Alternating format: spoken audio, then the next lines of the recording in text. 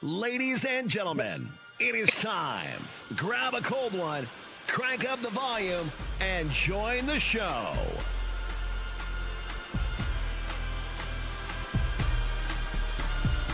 Welcome to NBNR Live.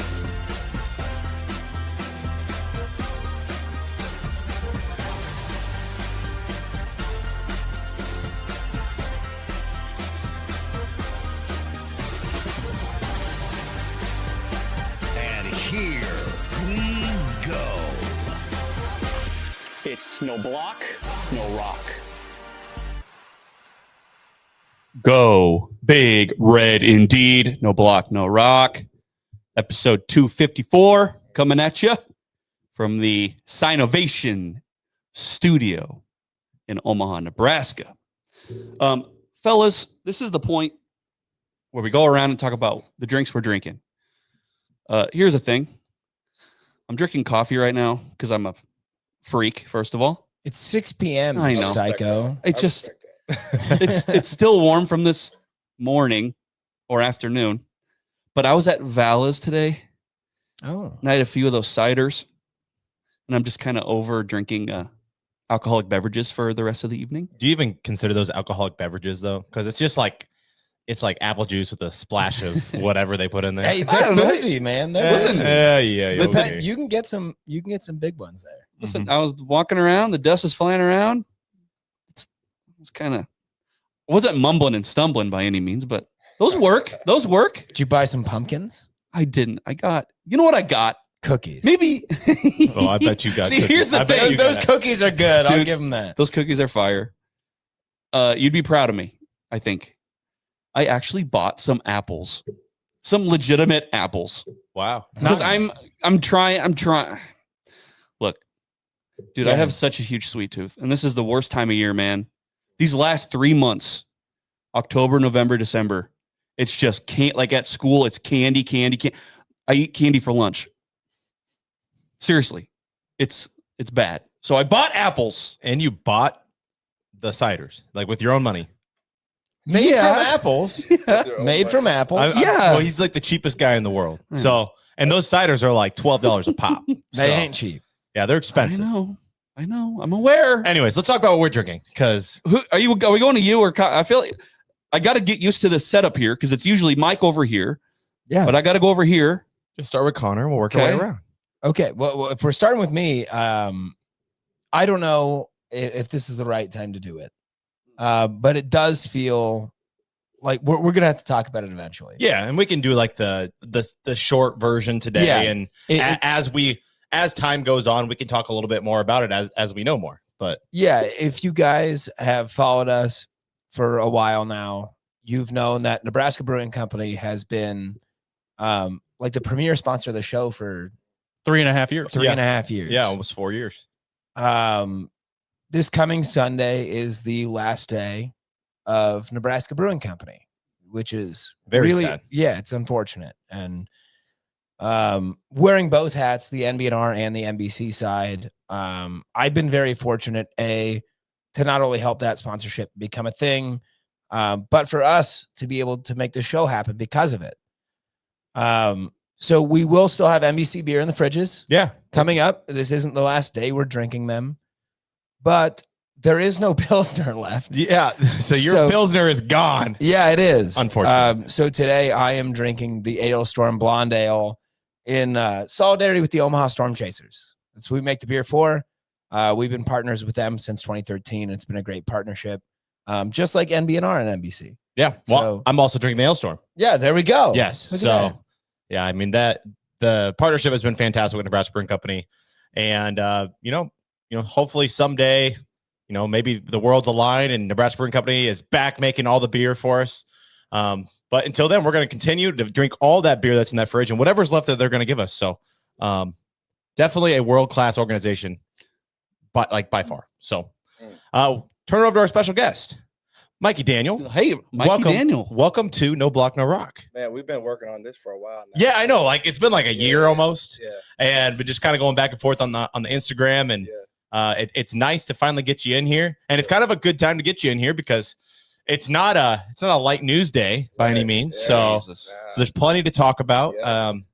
Yeah. But before we get into all the fun Husker stuff and all the reason that people are here to watch us, tell us a little bit about the beer you're drinking. You're drinking Squeeze the Day. How is it? Squeeze the Day, man. I don't know anything about it. It's a wheat ale. Got some lemon in there. Yeah. Mike, you just gave it to me, and I'm telling you, I'm a fan. Right? It's good. Nebraska Brewing Company. I didn't know that they were done.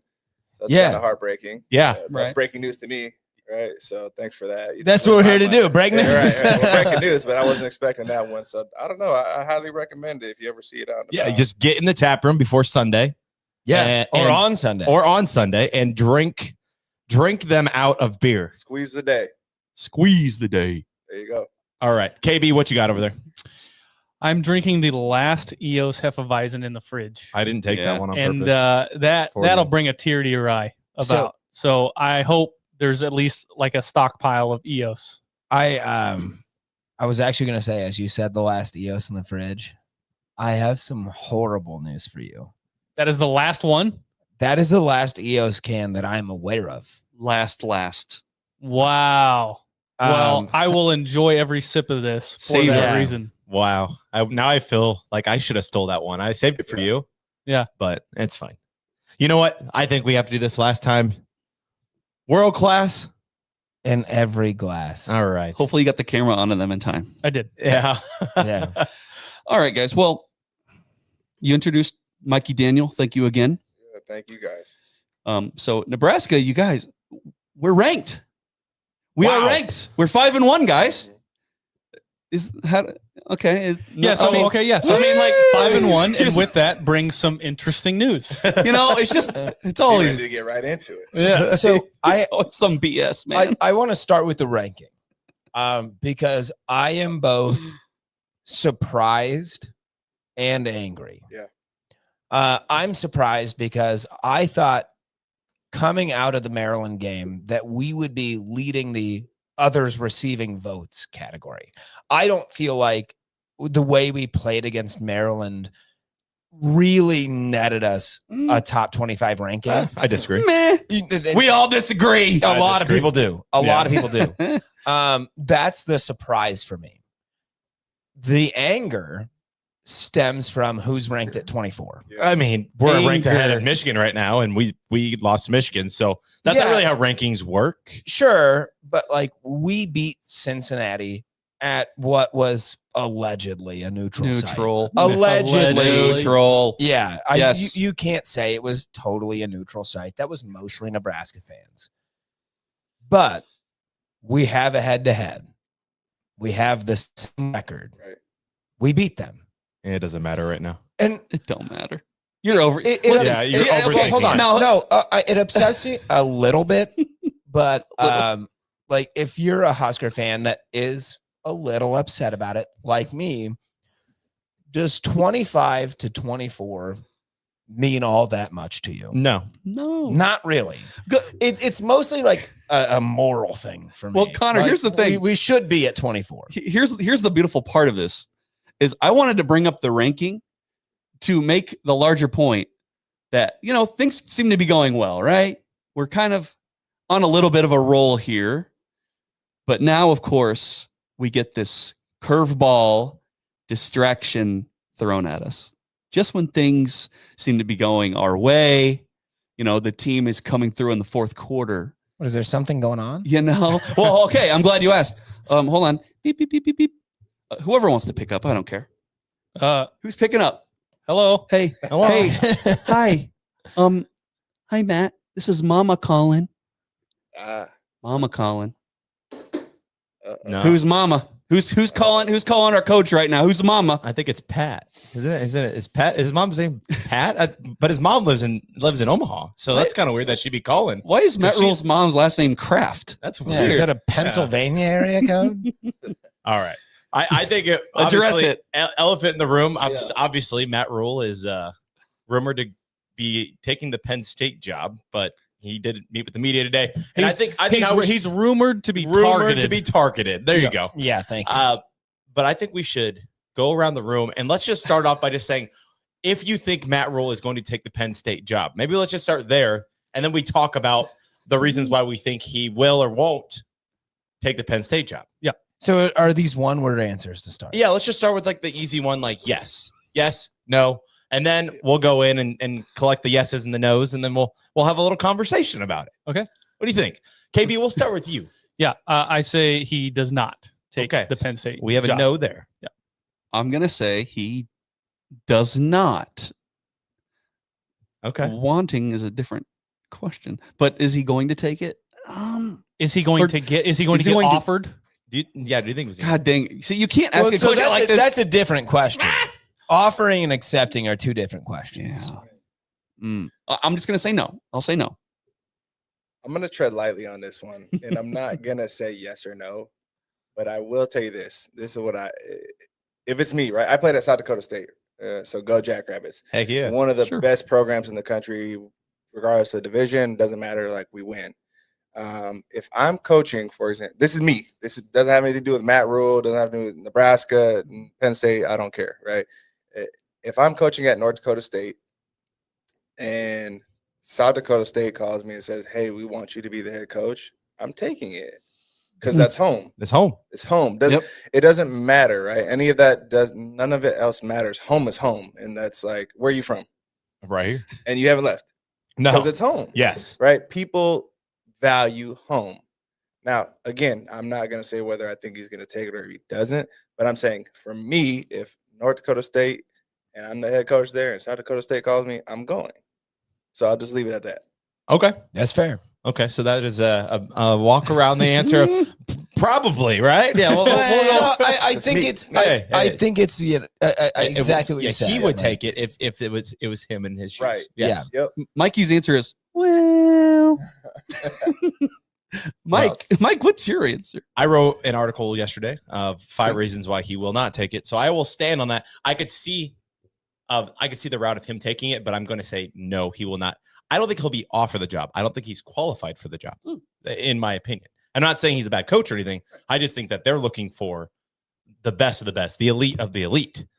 And I don't think Matt Rhule has cemented himself as an elite coach in college football yet, because he hasn't ever stayed longer than 3 to 4 years anywhere. So he's been a program builder, and he's been really good at that. So who's elite right now? In your I think guys that won a national championship. So I'd probably go in the realm of we'll just start with Urban. Sure. We'll start with Kirby Smart. We've got Dabo. We've got even Jimbo Fisher. And guys, Jimbo, huh? You've got one guy on that list And then- that I think is like a real and then candidate. Ryan Day.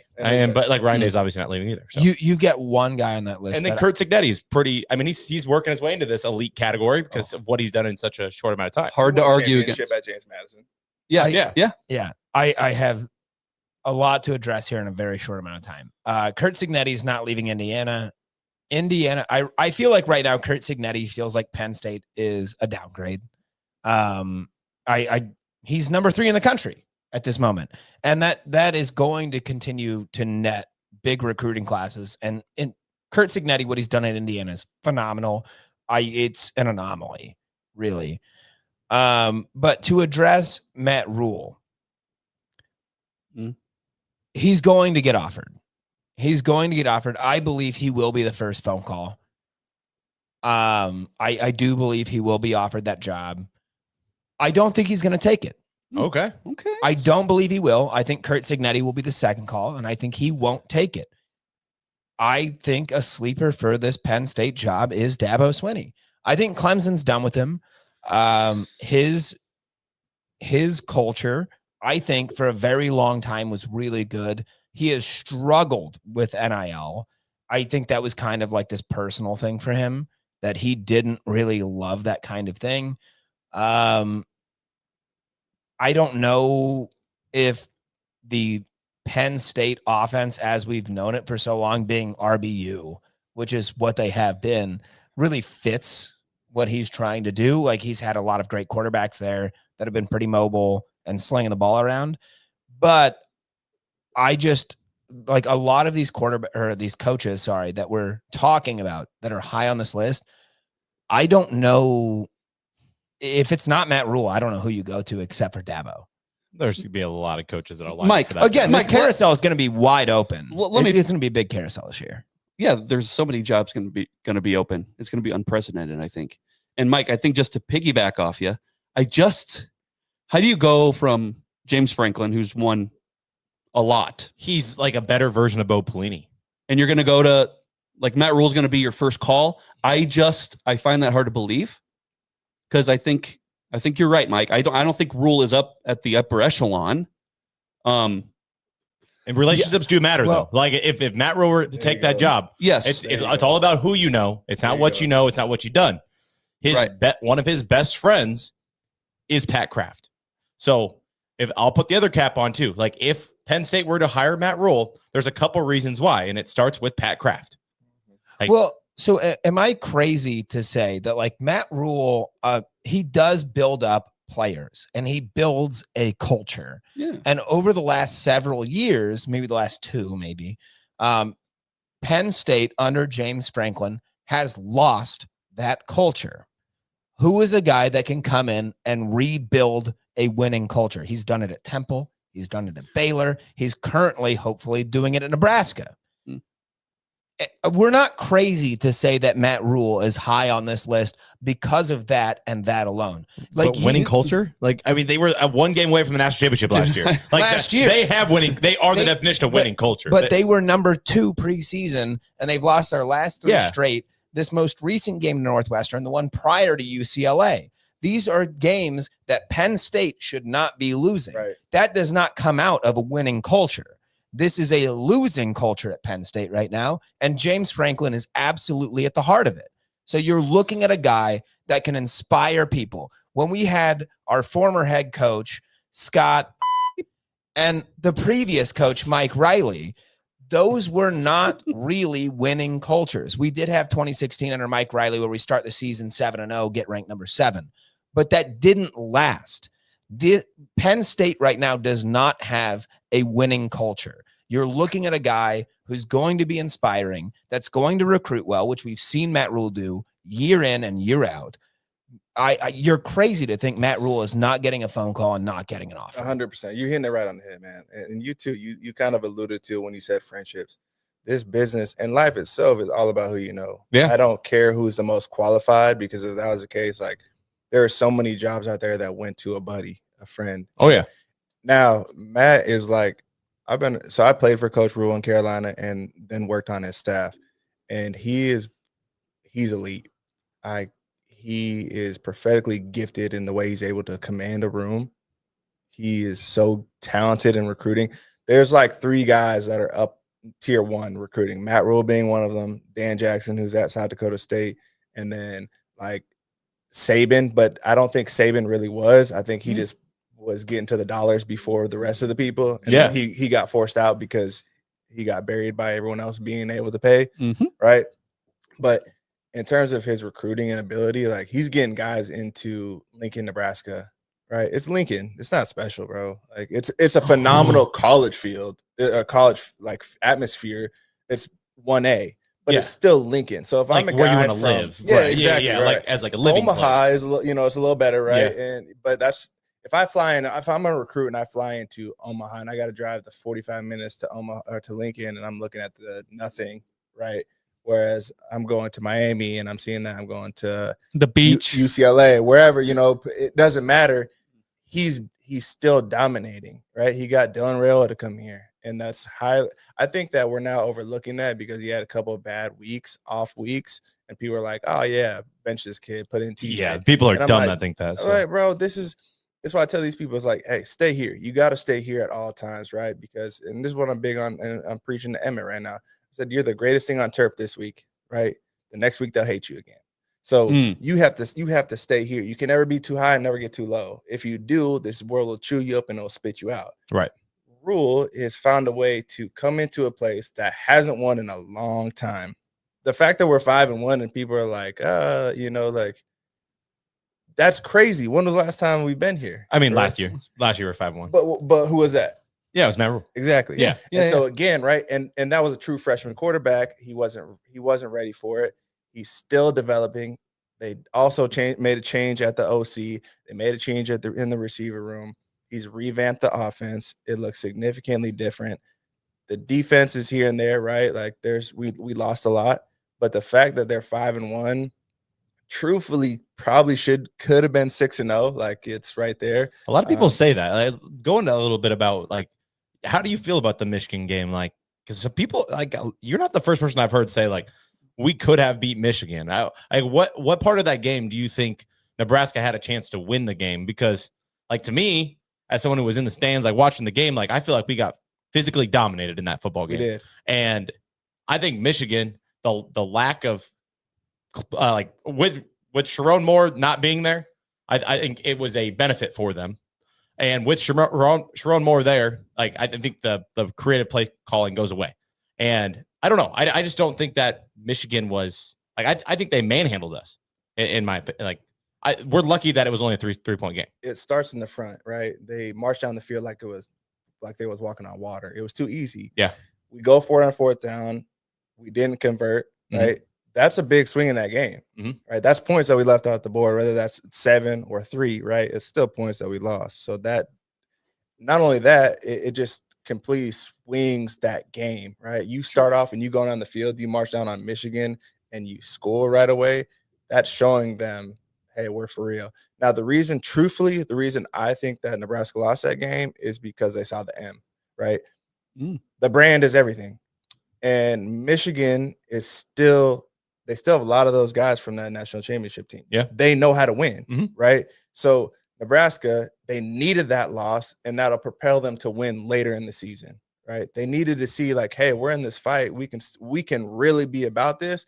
Get over the idea that that's an M on the other side of that helmet, and you're going to be okay. Okay. People used to feel that way about the skinny red end too. Ooh, Right. Yeah. shoot. Yeah. And it's getting back there. I think, obviously not to that level. It's not fair to expect that level of fear, especially with college football being the way it is. Connor, us being ranked 25th, every team except Ohio State and Indiana, the exact same. Every team's the same. Every team has weaknesses. The talent has been so equally dispersed now that there's 2 teams that are way up here. But anyway, your point about that skinny red end becoming, the object of fear again. I think it's getting there little by little. You're earning respect. Like people are starting to respect again. It's not the like, hey, that's a win. Hey, that's a win when they're looking at their schedule at the beginning of the year. They're starting to respect it a little bit more. Like, oh, we also have to go to Lincoln. Hey, and going back to your point about the M, right? You hear about Biff saying, we're kicking the shit out of them, so who cares?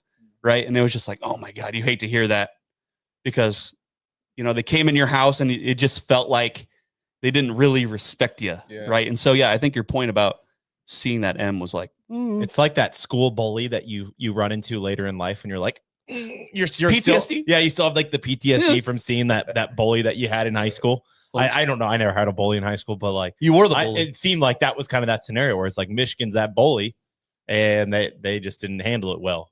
But back to Matt Rhule. Yeah. Back to Matt Rhule. Go on. I still just don't think that the timing of the firing, right? I understand they lost 3 in a row. They lost to 2 teams they shouldn't have lost to, even though UCLA won again. So UCLA maybe isn't as bad as people thought. Just throwing it out there. Nico might be okay. Nico's a good quarterback. He got in there very late. So my thing is the timing of the firing is very odd to me, especially a guy who's been at that program for that long. Like even the Mike Gundy thing, like when they fire mid-season like that, I feel like you owe these guys to not fire them in the middle of the season. And you let them coach it out, even if it's like the last couple games or whatever. But I understand it's a new age of college football, and they got to get ahead of things. But if you're making that move, the only way to get ahead of things is to hire a guy that's not coaching right now. If Matt Rhule is your target, how are you going to get ahead of things? If Matt Rhule is coaching for another team, recruiting for another team. So who's not coaching? Oh, sorry. Go. I didn't mean to interrupt you. Have an incredibly hot take here. I think this is probably the best timing for Penn State to fire James Franklin. It is put you immediately at the front of the coaching carousel. Penn State's a great job. Nobody's denying that. Yes. Now, every coach knows after week 6, Penn State's open. So you have guys that maybe weren't considering leaving their jobs, looking at like, I might be able to move up in the rankings here. And you save some face with your fan base. I mean, like we're looking like if Nebraska, like, and again, this is pure hypothetical. If Nebraska was a top 2 team preseason and we were coming out of week 6 with their 3-3, yeah, Indeed. Would you not be furious? Would we not be talking about what the fuck do we do with this guy? Hey, what do we do? That already. Yeah. In the past. Yeah, we've done that. For sure. Yeah.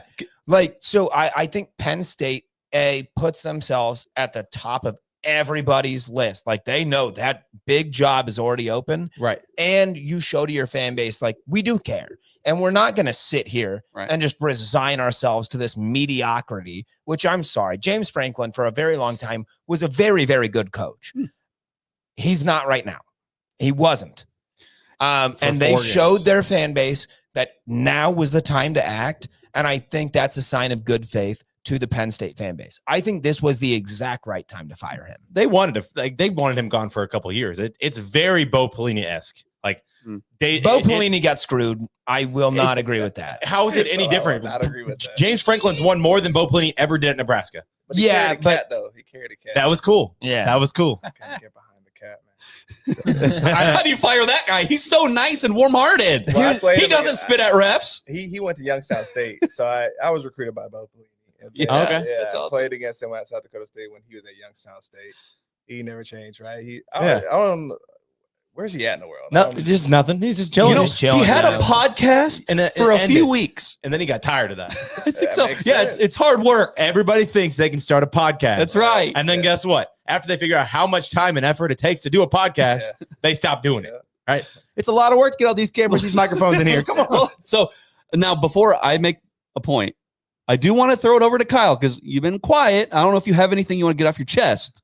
I feel like you're wasting away. If you don't, you don't. I just Matt Rhule made it very clear that honestly, he didn't even want to take the Nebraska job when he first got offered. When he first started coming here, he had to visit with his wife and he had to see if the town was okay. And then he didn't want to uproot his family, right? Yeah. He told his son is basically the one that convinced him and said, "Dad, you need to take this job. You need to go to Nebraska. You need to coach football for Nebraska." And so he brings his son. He enrolls at Lincoln.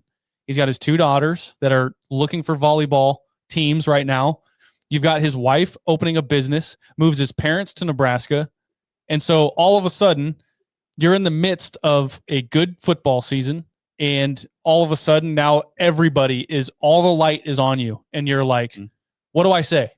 Everybody kind of looked at that press conference today and they're like, well, he didn't completely shut it down. And what I'll tell everybody to that is at no point in my life have I ever just completely shut down a conversation before it's ever happened. Yeah. I want to hear what you have to offer. Doesn't matter who you are. And Matt Rhule touched on that today. He said, you think people were calling me last year? Sure. I'm sure there were people reaching out to him. You think people are reaching out to all of his players? He said that. Sure. They're talking to people. You never shut it down. It hadn't even been 24 hours before his press conference today. Do you think an actual offer came across or Pat called him and said, hey, we're going to give you this? No, Maybe. not yet. No. I'm telling you, it's way too fast for Pat, for Pat to be calling Matt They're Rhule boys, though. and saying boys.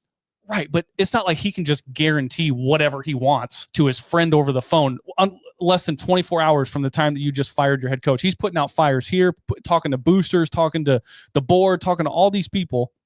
And so for Matt Rhule to come out and just be like, yeah, no, absolutely not. It's not. It just wouldn't happen. It won't happen. Kyle, I have a question for Kyle really quick. Yeah. On that exact point. And you brought up exactly what I wanted to talk about. His son was the one that kind of helped Matt Rhule come to Nebraska. His daughters are playing volleyball in Nebraska, which is the volleyball state. Julie's in charge, though. I'm just telling you. Julie, Julie's in charge. he did say that, he said in the conference that, Julie decides where we live. Do you think that the family aspect is a massive anchor, I guess not maybe anchor, but a massive factor in Matt Rhule's decision on whether he stays or leaves? I think so. I definitely think so. Because, you have to think in 10 years, Matt Rhule has moved coaching jobs. Quite a few times. 4 times. This is his 4th stop in 12 years or something like that. Yeah. Like, right around. That is just a ton to uproot your family, move them around. Oh, hey, I think we're going to be here for a while, so let's open up a business. Hey, mom and dad, how about you guys come down to Nebraska? You guys stay around here. We can, get together. You guys with the kids, whatever. And then all of a sudden, this opens up, and he's like, "Guess what, guys? Pack your bags. We're close shop at the business. We're going back to Pennsylvania." Like, Hey, Kyle. I look. I know everybody also says like, "Oh yeah, money talks." It's like. Matt Rhule's going to be making $12.5 million by the time his contract is over. I don't think money. Money is not an issue. Nah. Right. It's home. It's home though. It's like we cannot stress that enough. Okay. He went to high school there, not in Pennsylvania, not Pittsburgh. State college. He went to high school in State College, of all places in the universe. We talk about State College, Pennsylvania being this like. I know it's like Lincoln, Nebraska. It's a small college town. Dare I say, podunk? Yeah, small. Listen, he went to high school there. I just don't, yes, it's a lot of moving for sure. And the wife opening up a business in Nebraska. Yeah, that again, you do all these things now, mind because you're betting on yourself. If you're a multimillionaire, I'm sure you can probably run a business. Exactly. From another state. Yeah, you could easily just close said business and move it to Pennsylvania. It's not that hard. But here's the thing, right? His family obviously lived there too. Yes, so that is home to them. Yeah, that's home to them too. And here's the thing, like let's just say he goes to Penn State. He's gonna get fired because he's not winning enough. That's just what's gonna happen. I'm sorry. You think if he went to Penn State, he wouldn't win? Not to the extent that they want. No, because it's natty or bust there. Yeah, it's natty or bust. You would have some time, right? And here's what we got to understand. Penn State every year produces first rounders. Yeah. They sure do. They got lots of talent. Year. Nebraska doesn't. Right? Correct. This is fair. It doesn't like. Does Matt Rhule in 12 years, does he produce first rounders every year? And Nebraska? Every year? Yeah. So let's say. In the next 3, who do we got?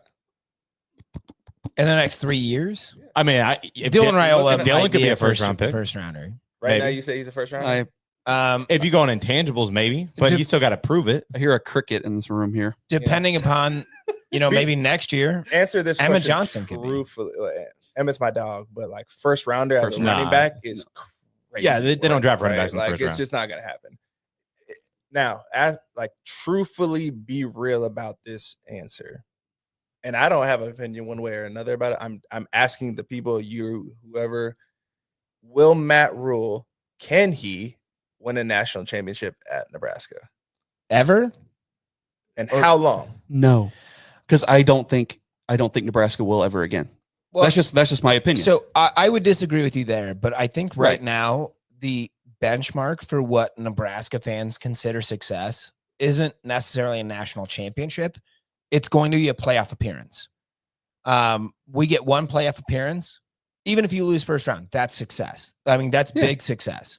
And then within the next couple of years, we need to move forward at least a round or two. Like we have to show that we're able to just move through this.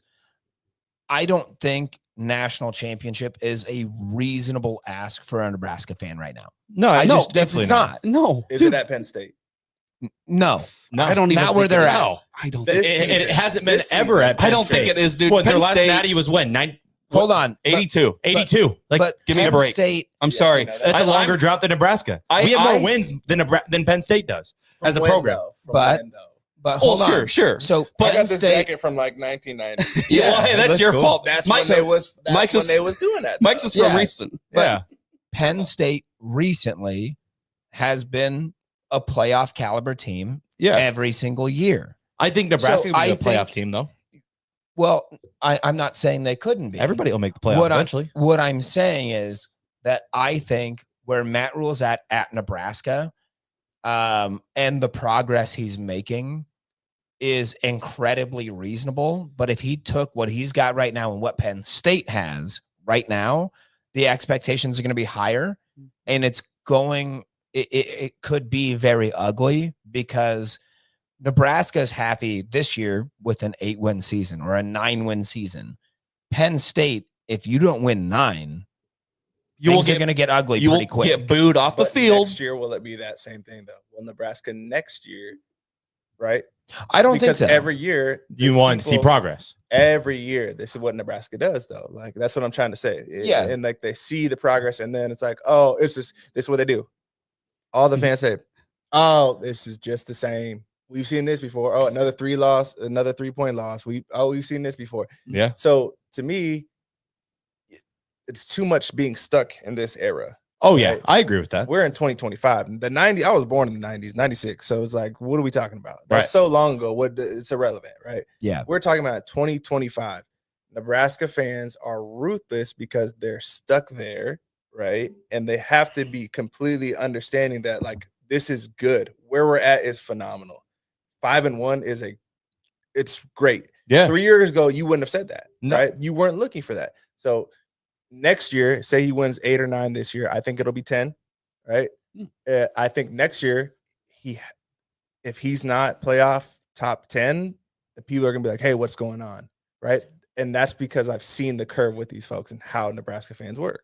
I think it's the same anywhere you go, though. Like if Exactly. you give any Yeah. fan base a taste, right? Exactly. So watch Indiana. Let's Yep. watch Indiana. What happens next year if Kurt doesn't repeat after what he's done the last 2 years? Indiana, Kurt Cignetti will be in the hot seat if he wins 9 games, and Indiana's never been anything ever, right? Well, we're talking about 2 blue blood programs, and Nebraska fans, they have, believe it or not, they have lowered their expectations given of what has happened the last 10 years. So I would say the bar is so low. Matt Rhule has to win 7 games this year. If he goes 7-5, he made progress, and Nebraska fans are going to have to shut up and live with it, right? Like, I'm with you. I don't think they're happy though. No, they wouldn't be. I mean, but who's But- happy that they lose 5 games? Like, no, Matt Rhule's not happy if he loses 5 games, right? Nobody's happy. What I want to talk about it, and you mentioned it in your comment, is 1-score games. And when we talk about 1-score games as a Husker fan base for the last 8 years, Been a while. that's been the boogeyman, right? We're used to losing those. But when you talk about moving in the right direction, I don't need to get, a 50-point win against Akron or a 50-point win against Houston, whatever they were. Right. I don't care about those. What I care about are games like Maryland. What I care about are games like Michigan State, where this team comes back and they fight and they get those close wins. Close losses are bullshit. Close wins are everything. Yeah. I'm glad you came around. And You didn't used to be like that. when We've had No. many a conversation, and We've had some a people lot of have yelling matches. Some people have stormed off set. Because we get that was years ago, and it wasn't. We've had conversations was and years yelling ago. matches about linning. We've called it linning. Like Linning. when you almost win but you lose. yeah. And some people were like, yeah, it's okay though. It was close. It was close that we almost beat Ohio State. It's progress. Yeah. But then we still end up, 4-8 or 3-9 or whatever. And it's like, yeah, you're the best 3-9 team ever. What do you want to fucking do about that? And But like, it's terrible. against both Michigan State and against Maryland, Matt Rhule proved that this team and this culture he's created, they're resilient. they're fighters. Yeah. Yeah, man, we're And not they're not- disputing that. We're not, going nobody's to- disputing No, that. that's what I'm saying. Like, it's beautiful to see as a Nebraska fan. Cincinnati as well. Yeah, Yeah, Cincinnati might as go well. on to win the Big 12.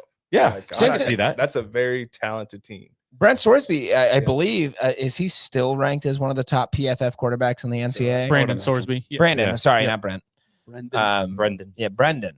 Okay, I was close-ish. now I do want to talk about recruiting a little bit because you had mentioned, Lincoln, Nebraska, not exactly the most, vacation-friendly spot that recruits want to go to, etc. Not that I'd even want that player anyway because they're too focused on girls in bikinis and such.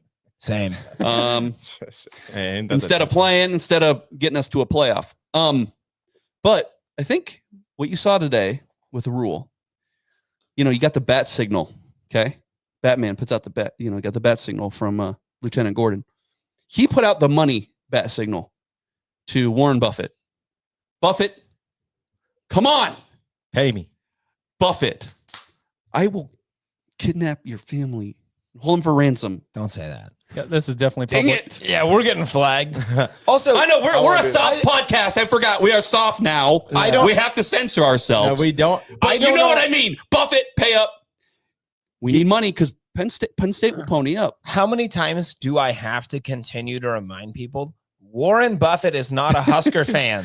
It sucks. He's not a Husker I fan. know. Sports fan. He doesn't give a shit. I know. Hey, but we need a Mark Hear me Cuban. out. Hear me out. We've got Jim Pillen. Oh, shit. We've got Pete Ricketts. He's a billionaire. He's a Husker fan. Both one current governor and a former. You got a whole lot of money. You care about this state, yeah? You know what? The Ricketts family sponsors. They have ads in that stadium. Spend some more goddamn money. That's what Rhule's saying. That's what he's asking. He's not asking for Warren Buffett. He's asking for the current donors or the guys that have donated in the past that maybe aren't donating as much to pony up so that you can get a $30 to $40 million roster. And so that's what Jared is saying is it don't matter that we're in Lincoln. You said yourself, Mikey, that Matt Rhule is very good at talking and putting out a message and reading between the lines, right? I think if he wasn't doing the walk around and not, because I really want to go to Penn State thing, I think the thing that he was doing today was at least expressing his annoyance with the lack of budget for getting players and retaining talent, because we lost guys like Dante Dowdell. We've lost guys because we didn't have enough money to get them, or left tackles. We got outbid at the last second for some guys. Couldn't get Charmar. Yeah, couldn't get Charmar Brown. We couldn't get a backup running back because we didn't have enough money and Miami paid him a bag. Like, who needs a backup running back? You don't when you got EJ, Not you're fine, Nebraska. right? Who needs a backup running back? I think it's just important that no matter whether he was to leave or stay, his whole idea is to leave a place better than he found it. Yeah. Right. So yeah, he's doing that. He's getting the state excited about football again. Right. Like, truthfully, the state, the fans feel like every game we go into, we actually have a chance to win. Yeah. Right. I agree with that. And he's got them into a place again. They're 5-1, right? After this weekend.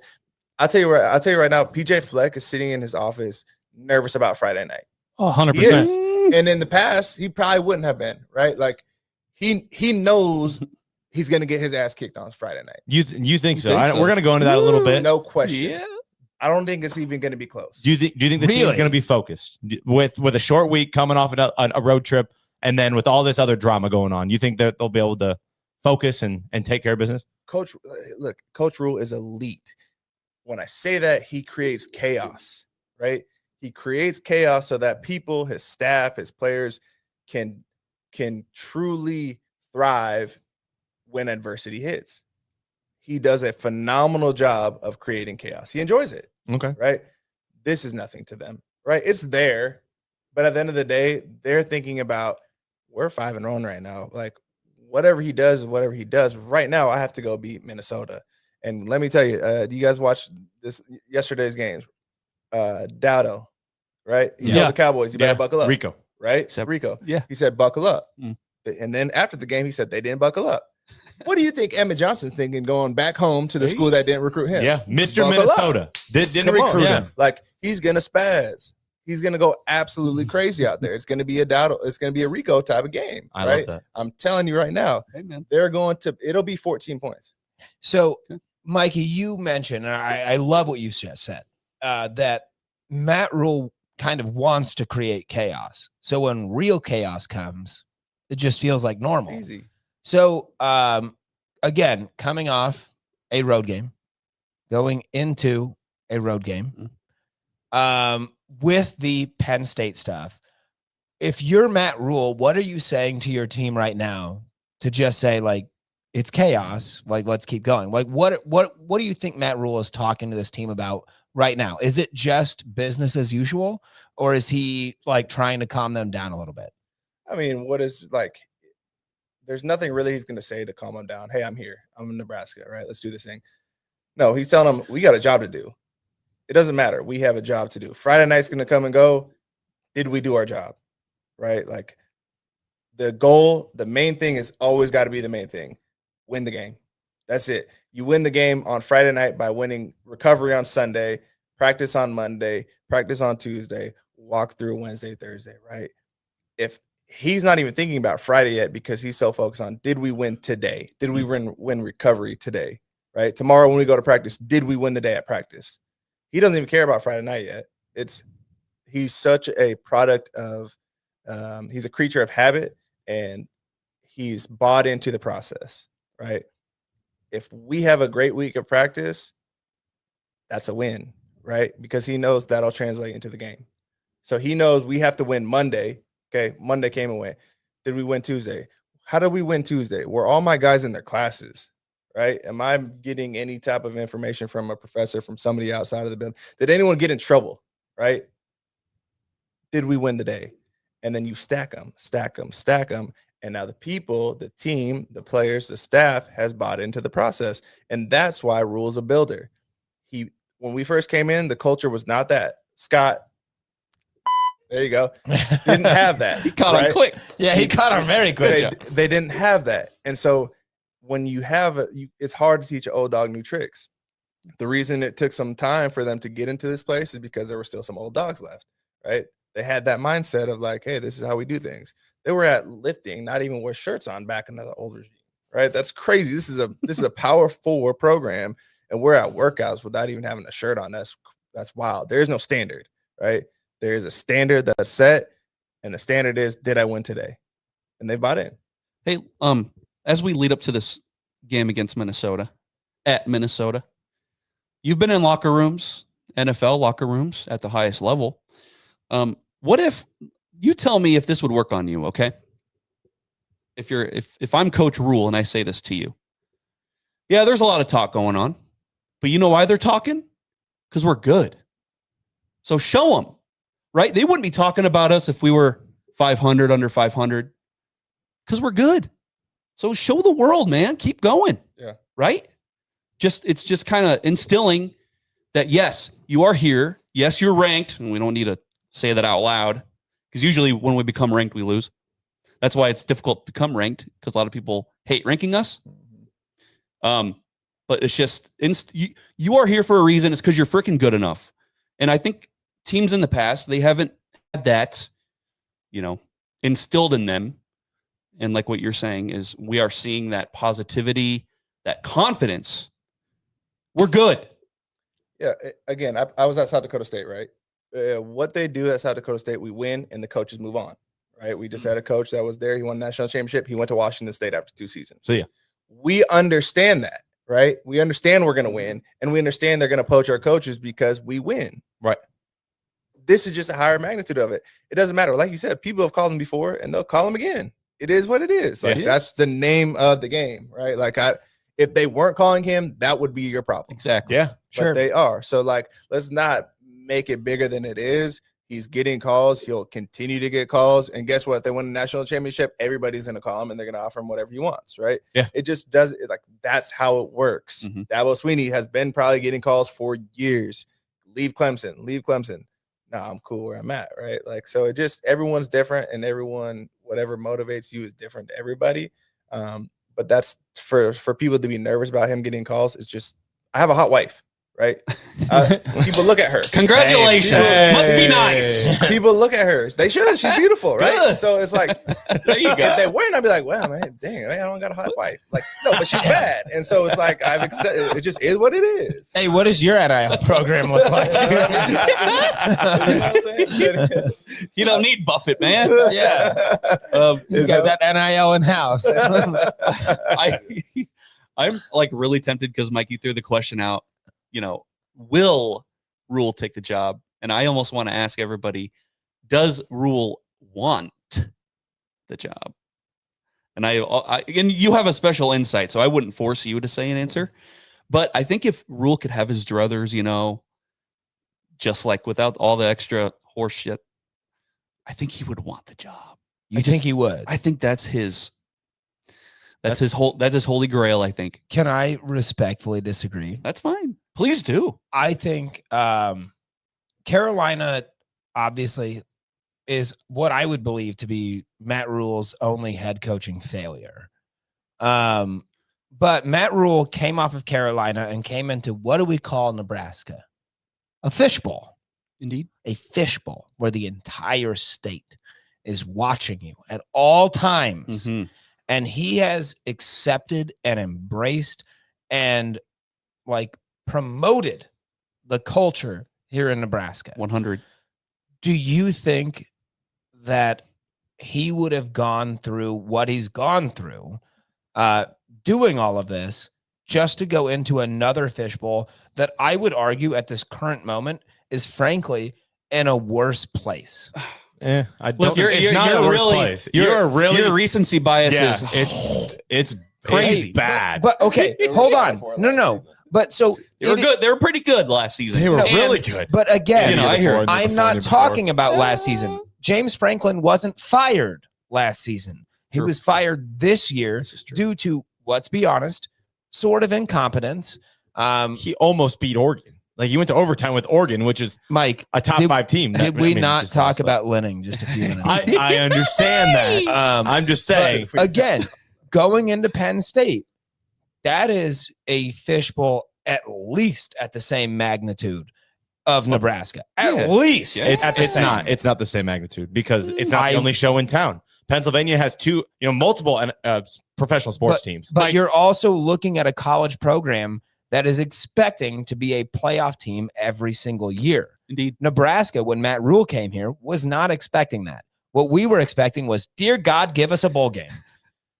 I think Matt Rhule understands that Penn State, the magnifying glass gets even sharper. Hey, Like you're really in on That's him. why I threw a very important caveat. If he could just like get rid of all the BS, I just think that's his thing is Penn State. I could see it. And look, Okay. we said, I think you're about to say something. Oh, go ahead. oh, well, when he was first hired here, that was one of the first things we ever talked about was what if Penn State opens up? Mhm. We talked about that straight off.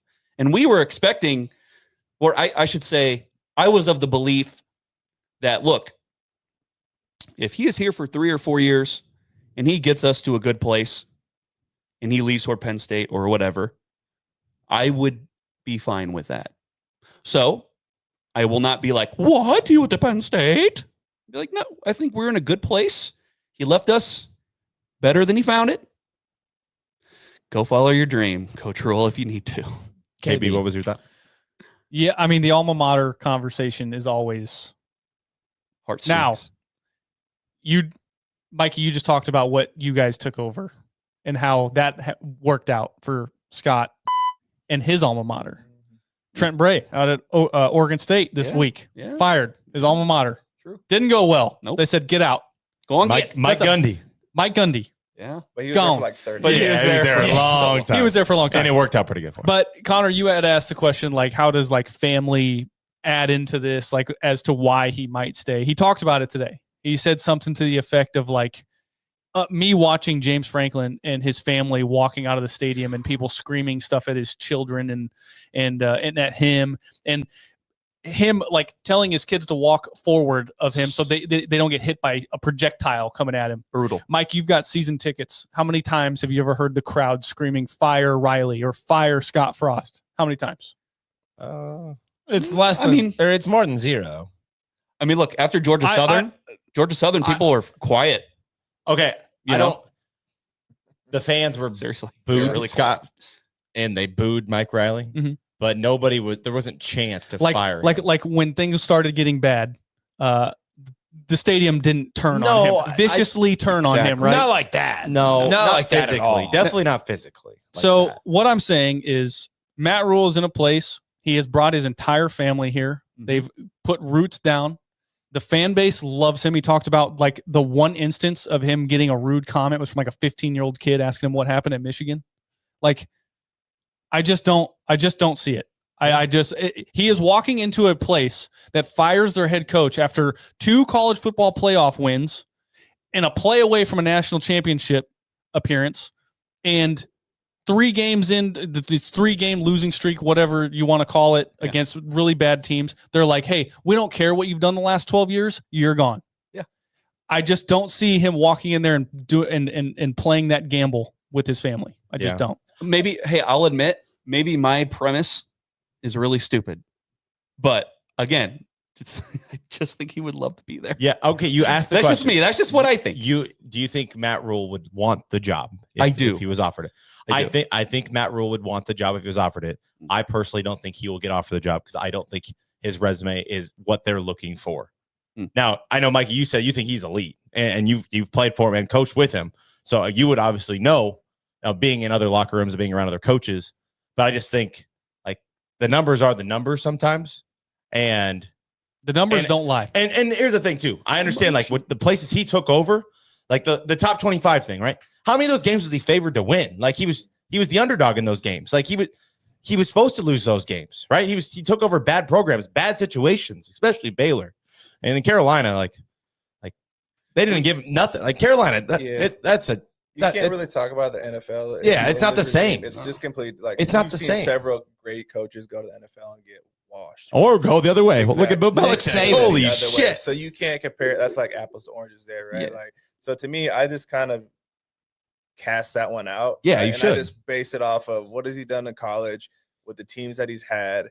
He's never been at a school like Nebraska before. Baylor was god awful. He turned him into something, right? Like, Yeah. Temple, same thing.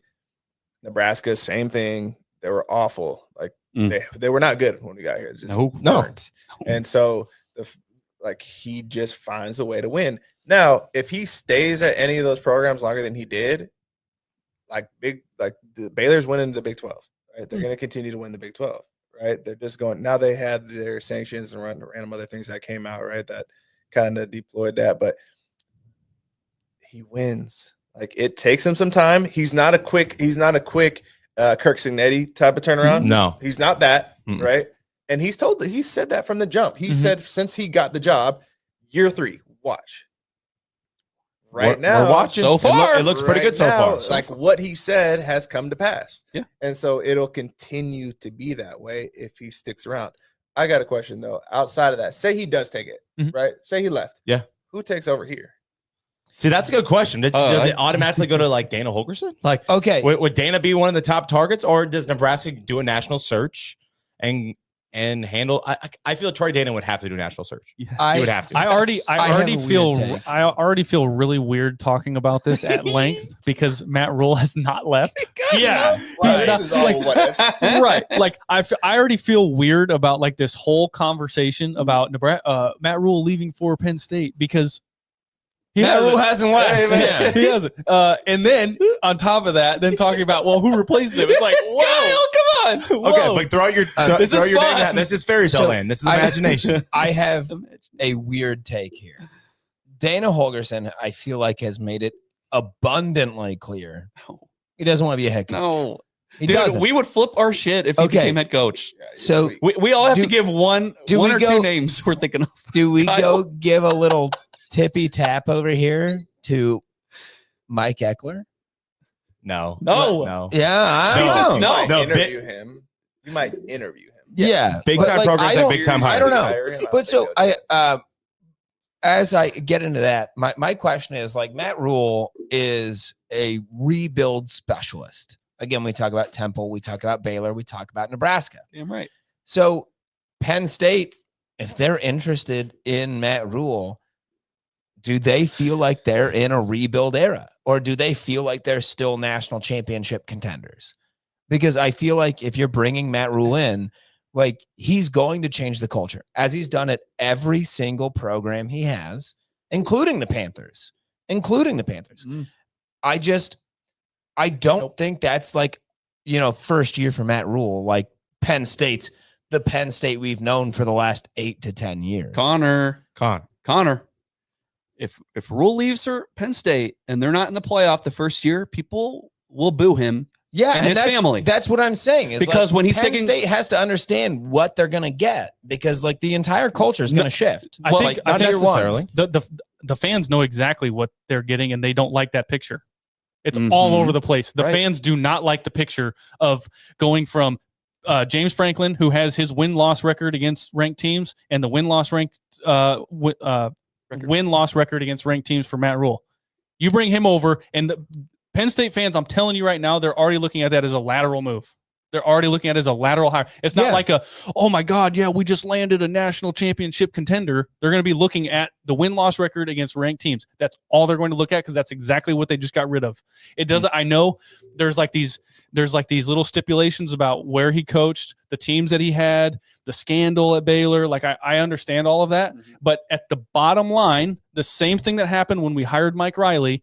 Everybody just Googled the dude, looked at his record, and said, "What are we doing?" 500 coach. That was a crazy hire. That was a crazy. That was hire. a crazy hire. Which is why I'm saying like you had to Google it. Who the hell is Mike Riley? You look at it, he's a 500 coach, and you're like, "What are we doing?" That is exactly what Penn State fans are doing right now. I was in a class at the University of Nebraska. I was in history of sports. We were covering Nebraska football at the time. We were doing the Husker Century for Husker football. Yeah. And that's when the Mike Riley hiring was announced. And our professor stood up on his stage, said, "Who knows who Mike Riley is?" And I looked around and I saw 0 hands go up.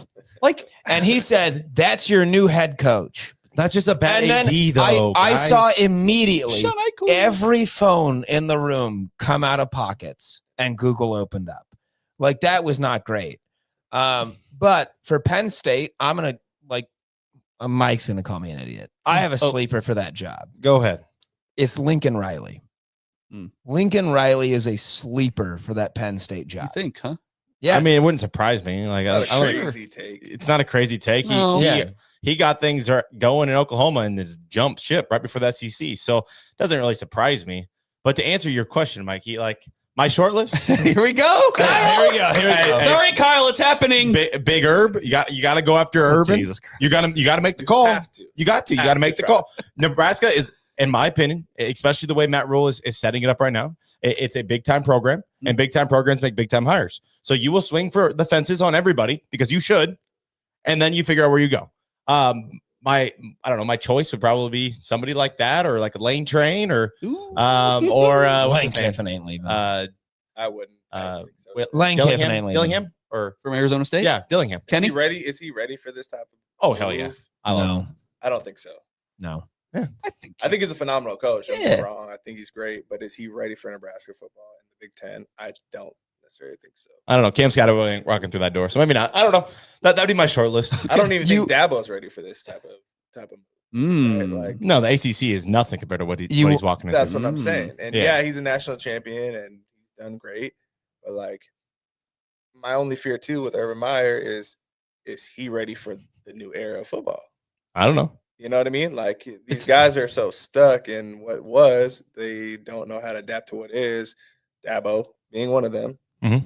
Like, Yeah. for whatever reason, he's just refusing. Like you're gonna lose. Urban's always Yeah. been paying guys though, so I don't think it really would make Yeah. much of a difference. But man. like Saban, it's not even. Yeah, it's not even anymore. So it's not the same. It's like everyone can come pay your players to leave, right? Like he hasn't dealt with that necessarily before. yeah, So I got one more hot take.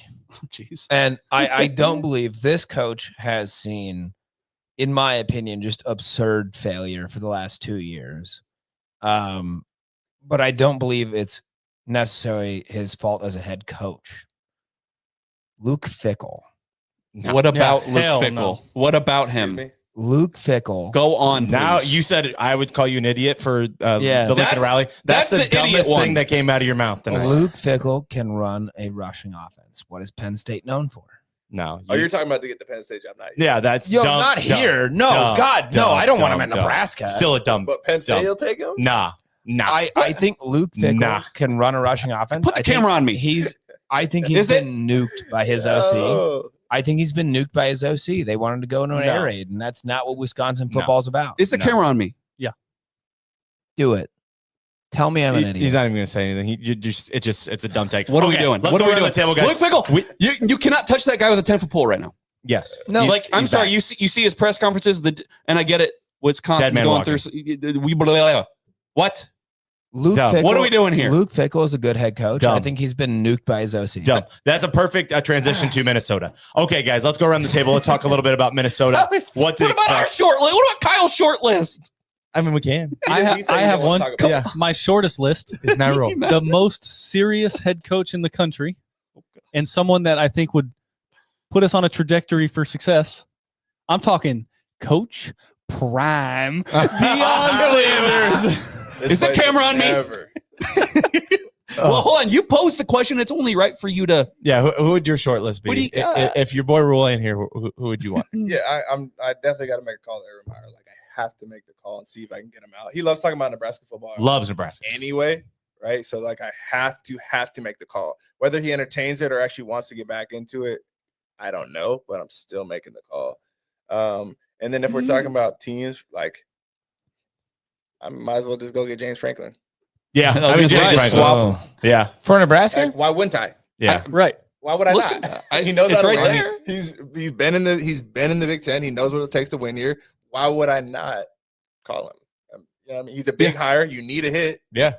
And he's a program builder too. So like, But that's the thing. He doesn't even have to build it. yeah, it's already built. Yeah. Thanks, If I'm Coach Rhule. talking a short list for Nebraska, my first, and again, I know these are like I'm swinging for the fence. First guy I call is Dan Lanning. Second guy I call is Kurt Signetti. You guys, Like, here's your Again, problem. Big boys, big hires. Here's the problem. Like if I'm not swinging No. for the fence, then like I know like I'm just not capable of hitting that home run. Michael, Like I have to go swing for that fence. Big boy program, make big boy higher. Yeah, I Yeah, agree it's with what that. I. Yeah, We're not. I'm with him. we're not. No, but You know why? Do you know I why? have to Why? present myself like I'm a big boy. If I don't, then I'm nothing. Connor, I'm going to make You the are- right Connor, calls. Connor, you're not a big you boy. are a big boy. Thank you. Yeah. So we're gonna go ahead and just Yeah, sorry. transition out of this. I got Yes. excited. Yeah. All right. I guess we'll just railroad my point, but that's fine. No, it's No, no, it's what was okay. your point? Well, are we as big boy as we think? When you have Matt Rhule sending the money bat signal out, going, "I need money," are we gonna fork over $30 million to $40 million for a roster? That's what it takes. Indiana is doing that. I think they'll do it. And I think Troy Danon will get whatever money needs to happen for Okay. Matt Rhule to be happy. All right. And here's the thing. People are like, oh, Matt Rhule needs more money in his pocket. He don't care about money in his pocket. It's not his pocket. It's not his pocket. He's worried about getting enough money Yeah. to have the success he wants to have in Nebraska. You think Urban Meyer would come here if we're like, yeah, we'll have, 10 million for you for your roster? No. He's gonna be like, "Pfft, I don't want to recruit. I want to pay guys, right? I need guys to come to Lincoln. Here's the money. Show me the money. That's what he's gonna want. Yeah, that's a good point. Okay, Minnesota. Minnesota. Emmett Johnson revenge game. Do you have a score prediction in mind off top? You said by 14. So I did. what do you Like have? 28-14, 28-14, so kind of low scoring. maybe 35. We might I don't think it's going to be close, bro. I really don't. Minnesota's bad at football. Okay. I like that. They're bad. Like every time I turn them on, I get pissed off. I mean, you were just living in Minneapolis, so you kind of know a little bit about the Gopher ball, right? Yeah, I know, and I just don't think it's a good team. I really, really don't. Not for any reason other than the fact that I just don't think they're good at football. They're weak all around to me. I think they have a phenomenal running back and Darius Taylor, but other than that, they have this Coy Perch character who they're gonna label as the next Travis Hunter or whatever. Okay, like what are we talking about? Yeah, the white Travis Hunter. Yeah, whatever we're Jesus. doing there. Yeah. Like, no, they're gonna get rolled. I mean, they were in a dogfight with Purdue the other day. Barely got out alive on that one. Yeah, I it took don't like a think pick Purdue- six and Yeah. a comeback win. Yeah, I don't think Purdue's great. Like, I think Maryland's a very good team. I think they're highly under. They were just in a dogfight with Washington the week before, and I think Washington's still elite, right? Like Maryland's a good football team. I also don't think that Minnesota has any wins that matter this season. I don't think they've played anybody that was worth anything, truthfully. Right. And so we've been battle tested already up into this point with Cincinnati, who, like I said, I think they'll be legitimate contenders for the Big 12 this year. Then I think Michigan State's actually decent, but Michigan, obviously, we lost to them, but still a battle test. And then, of course, just this last week in Maryland. So I don't think it'll be close. I'm going to say a minimum 10 points, but I wouldn't be surprised if it's 14. Okay, now I need to ask for a specific score because when I make the clip, I'm going to have the numbers pop up when you say them. So if you could come up with one, just to make my job a little easier. Give me like 31-17. 31-17. I like that. Mike, what do you got? You got one? Okay, going to the season predictions, I said that PJ Fleck is our daddy, and he will beat us. But you know what? This is a different year. I didn't think this team was resilient as they are. This team is mentally tough. The culture is right here at Nebraska. And I really like what you said earlier about, like it's business as usual. We got a job to do. And I do think this team will be focused. I was a little nervous about it, and you kind of cleared that up for me. So I'm gonna say Nebraska wins the game 28-13. I think it'll be sleepy start. Okay. All right, so you guys know I love Vegas. What's your next hot take? I don't think this is really a hot take. Luke Fickell will coach the game. I do love Vegas. So home team always gets 3 points. Yes. As of this moment, Vegas has this game favored. Nebraska 7.5. Oh, it's up to 7.5 now? 7.5. Damn, it opened at 5.5. Oh. Yeah, I'm looking at it right here. So 10-point favorites virtually. Yeah, pretty close. I think the Sharps are going to come in on Thursday, and we're going to see this thing get bet up. I have Nebraska 35, Minnesota 17. I like it. 35-17. I think it'll be close. Yeah. I really don't. Kyle Byers, what do you got over there? KB, what you got? I'm gonna make it quick. I just think I predicted this as a loss at the beginning of the year with my pucker factor. I'm just gonna say let's go. I'm gonna go with the same score I had last week, which was 31-21, Nebraska. Okay, so you flipped as well. Yep. So far, everybody, we all predicted Minnesota to beat Nebraska at the beginning of the year, except for Jared. Jared, what is your season prediction? Yeah, man. Going into the season at Minnesota was the cute Nebraska loss pick, right? And there's something about the way I was feeling that day. That's all the logic I had, was I just feel like this will be a win. Emmett Johnson is going to continue his all conference level play. I have heard that Minnesota's offensive line is like almost as in flux as ours. Like they have a lot of combinations. They can't find consistent guys. I don't think this is the typical Fleck team. And I think Desan McCullough and Williams Winery are going to cause havoc. They've been killers. They've been good. They've been killers. Yeah. Dogs. No, above. Yeah. They're on the killer level. Winery's been putting a lot of pressure on guys. Okay? And McCullough's He's always the Slim Reaper. He calls himself the Slim Reaper. And he's been showing it. I'm going to say Nebraska 30, Minnesota 16. Oh, okay. Something kind of weird. Yeah, it's a You very always weird pick the number. weird ones. Kind of goofy. Yeah. Can we get Scoregami on here to just check? Let's see if this score's ever happened Yeah, before. I'm sure it has. It has. I don't know off the top. 30 to 16? 30 That to is like a weird 16. one. I feel like it's I not that just weird. don't think it's going to be close, man. I really don't. I think they continue to. I think if anything, this motivates them, right? Like let's go out here and dominate these fools. They don't deserve to be on the same field as us, even though it's their home field. Like I don't respect them. We shouldn't respect them. I don't care. Like, yeah, you're always supposed to respect your opponents. I don't think they're good.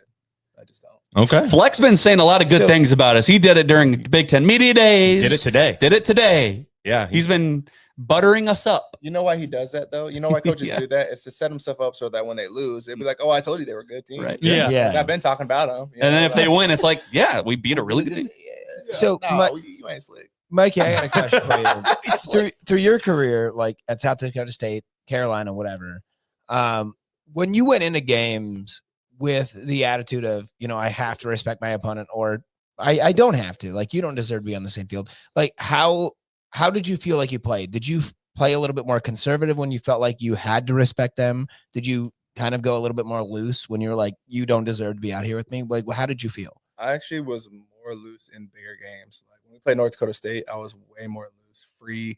Like I'm just like, I'm gonna go out here and do what we got. It's fun, right? That's this game for them, right? This is considered a big game. They haven't beaten them in a while. 5 years in a row. Yeah, exactly. They feel that, and again, Emmett Johnson feels that, and I'm gonna keep saying that right now because right now he's literally 8th in the nation, 2nd in the Big Ten. He's been about this. They overlooked him, and that goes a long way. It really does, right? And so I think they're going to go out there. They're going to be free. They just came off of a big win. They understand now what it takes to win close games and win big games. But again, I'm still standing on the fact that it's not close. Okay. I love that. I love that. You call them fools. That's what they are to me. I really do. I don't believe in them in any way, shape, or form. They are the goofers. Yeah. Goofers. Goofy. Yeah. Okay. Point of the show. This is where you can kind of tell the listeners about yourself, what you do, where they can find you, where they can follow you on social media, all those things. Gotcha. Yeah. So, like I said, I had played for South Dakota State, and then I started in Atlanta under Dan Quinn. Absolutely love him, man. So excited to see what he continues to do in Washington with the Commanders. And then went cross divisional to Carolina, finished up my career in the USFL. And so that was a cool experience. Pittsburgh Maulers there. We were horrible, but it was like, it was fun, right? I'm getting paid to go play a football game for 3 hours, like whatever. We have barely any meetings, you know. Nice. It was kind of like I was chilling, right? So that was cool. Maybe that's why you guys are so bad. Yeah, probably. I mean, that's just, again, I didn't really care too much. It was a cool experience. And then I was on staff for Coach Rhule, did some player development stuff with the Nebraska team. And so now, like, I work with the sports agency. Yeah, that's like something that's fresh, something I'm just moving into, helping guys, with their NIL and marketing and stuff like that. I think it's big, right? Like, dollars get thrown at these kids at a high rate now. And so it's like in the NFL, if you give a 25-year-old $1 million, they're like, well, what do I do with this, right? Let alone at 18. Right. You know, right. You're a baby at 18. Like, you're just trying to figure out what day it is still. You know what I mean? And so I think that's imperative to have the mentorship, the guidance, someone who's been there, who's walked in those shoes and understands, like, hey, let's keep the main thing, like I say. So yeah, like I still have a good relationship with a lot of those guys on the football team at Nebraska. I will tell you right now, there's a sleeper at Nebraska. His name is Demetrius Bell. Sure. To me, he's like one of the best I've ever seen. Like, he's 1A when he's back. Okay. 1A. I would watch him embarrass the scout team or the number one defense every day. Injury has plagued him, but he's a dog. Like, when he comes back, and I thought he was going to be back from the Michigan State, that ended up falling through or whatever, but he's like that. So just keep an eye on that for Nebraska fans moving forward. He's like that. Always been big on Emmett Johnson. I think this team is special. I really do. Okay. Yeah. Hey, 5-1 so far, so good, baby. Okay. Anything else? I have one question. Can I buy one of your USFL jerseys so we can hang it on this wall? How do I do that? I Pittsburgh only Maulers. have one of them. That would be sick, though. Yeah. We could probably find one somewhere for sure. Yeah, I'm gonna have to start looking. I'm sure I can order from China. I can order Somewhere. one. You can always find something, right? Yeah. So. Yes, made in a sweatshop, Mike. Thanks. Where do you think that one was made? Listen, all of our clothes. You don't even want to look at your tags. It's disturbing. NBNRpodcast.com. The same handle everywhere: Twitter, YouTube, Facebook, all that stuff. Just Google us. We are at the level of Signetti, aren't we, Kyle? Yeah. There you go. Yeah. Or Coach Prime. Yo, get off that. Come on. Hey, he just beat Iowa State. Yeah, that's crazy too. God, Matt Campbell. Yeah. On the short list, maybe. Allegedly. Anyway. I am one of your hosts, Jared Hall. Mike Delaware. Connor Cavalack. Kyle Byers. And Mikey Daniel. As always, beat Minnesota and GBR.